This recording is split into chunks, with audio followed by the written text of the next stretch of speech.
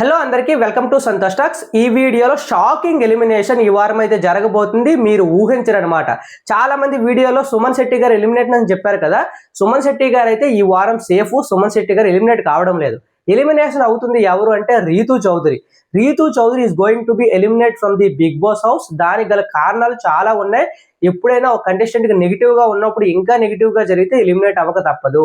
నువ్వు Bigg Boss ticket finale last వరకు వచ్చినా నీ ఆట తీరు బాగులేకపోతే మనం విన్ అయినా దానికి ఎవరు ఎప్రిషియేషన్ చేయరు అనడానికి ఇది ఒక ఎగ్జాంపుల్ అనమాట. ఎందుకంటే ఒకరికి అన్యాయం జరిగినప్పుడు ఇంకో కంటెస్టెంట్ అవతలు ఎవరైతే అన్యాయం చేస్తున్నారో వాళ్ళు ఎప్పుడు నెగిటివ్ అవుతారు. నిన్న బర్నీ గారికి అదే జరిగింది. బర్నీ గారికి అన్యాయం జరిగింది ఎక్కడంటే ఆ గేమ్ లో ఎక్కడ అన్యాయం జరగలేదు. ఆ రింగ్ ఎక్కడైతే దాచేశారో అక్కడ బర్నీ గారికి అన్యాయం జరిగింది కాబట్టి రీతు చౌదరి చాలా నెగిటివ్ అయ్యింది. మనకు వచ్చిన ఇన్ఫర్మేషన్ ప్రకారం ఏంటంటే ఓటింగ్ లో లీస్ట్ 2 లో ఉన్నది ఎవరంటే సుమన్ శెట్టి అండ్ రీతు చౌదరి. ఎక్కువగా సుమన్ శెట్టి గారు లీస్ట్ లో ఉన్నారని మనకు వచ్చిన అప్డేట్. కానీ ఈ నిన్న జరిగిన ఎపిసోడ్ తర్వాత ఓటింగ్ మొత్తం చేంజెస్ అయిపోయాయంట. రీతు చౌదరి అయితే డేంజర్ జోన్ కి వచ్చేసి రీతు చౌదరి ఇప్పుడు ఎలిమినేట్ కాబోతుంది. సుమన్ శెట్టి గారు ఈ వారం కూడా సేఫ్ అయిపోయారు.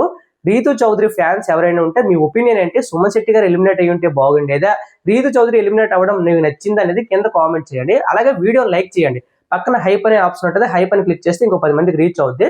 సో విషయానికి వస్తే ఇప్పుడు ఇంకా 7 మెంబర్స్ ఉంటారు. రీతు చౌదరి ఎలిమినేట్ అయిపోయిన తర్వాత ఇంకా ఒక వారం మాత్రమే ఉంది. ఒక వారం ఒకరు ఎలిమినేట్ అయిపోతే ఇంకా 6 మెంబర్స్ ఉంటారన్నమాట. నెక్స్ట్ వీక్ ఏబీస్ అయితే ప్లే చేస్తారు కదా. ఈ వీక్ కాదు, నెక్స్ట్ ఆ తర్వాత వీక్ అప్పుడు 6 మెంబర్స్ కి ఏబీస్ అయితే ప్లే చేస్తారు. మిడ్ వీక్ ఎలిమినేషన్ పెట్టే అవకాశం 99% ఉందన్నమాట. మిడ్ వీక్ అంటే ఆ బుధవారమో గురువారమో ఒక కంటెస్టెంట్ ఎవరైతే లీస్ట్ ఓటింగ్ లో ఉంటారో ఆ 2 వారాల్లో వాళ్ళని అయితే డైరెక్ట్ గా ఎలిమినేట్ చేసేసి టాప్ 5 అయితే గ్రాండ్ ఫినాలేకి పంపించే అవకాశం ఉంది. సో ఈ టాప్ 5 లో ఎవరు ఉండాలనుకుంటున్నారు? మీ దృష్టిలో విన్నర్ కి ఎలిజిబుల్ ఎవరు, విన్నర్ క్వాలిటీస్ ఎవరికి ఎక్కువగా ఉన్నాయి అనేది కింద కామెంట్ చేయండి. అలాగే రీతు చౌదరి, సుమన్ శెట్టి గారు ఎవరు ఉండుంటే బాగుండేది? రీతు చౌదరి ఉండుంటే బాగుండేదా? ఒకవేళ రీతు చౌదరి ఎలిమినేట్ అవ్వడానికి డెమోన్ పవనే కారణమా? అంటే టాప్ 5 లోకి వచ్చే కాంపిటీషన్ టఫ్ గా ఉండడానికి రీతు చౌదరి ఉంటే డెమోన్ పవన్ ఓటింగ్ దెబ్బ కొడుతుంది కదా. రీతు చౌదరి ఎలిమినేట్ అయిపోతే రీతు చౌదరి ఓట్స్ అనే డెమోన్ పవన్ పడి టాప్ 5 లోకి వచ్చే గట్టి కాంపిటీషన్ ఉండడానికి ఇలా చేశారేమో నాకు అనిపించింది. మేబీ అయ్యి ఉండొచ్చు.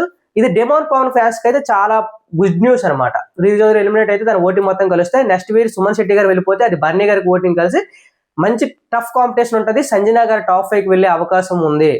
సంజనా గారు టాప్ 5కి వెళ్ళే అవకాశం ఉంది కాబట్టి ఇంకా మీ ఇష్టం. ఎవరి ఫ్యాన్స్ ఎవరికి ఓటు వేసుకుంటారు, ఎవరికి గెలిపిస్తారు అనేది మీ ఇష్టం.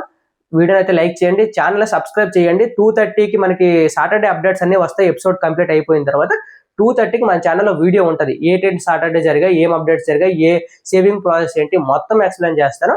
సో సబ్స్క్రైబ్ చేసుకొని గంట పైన క్లిక్ చేసుకోండి. Thank you so much. Bye.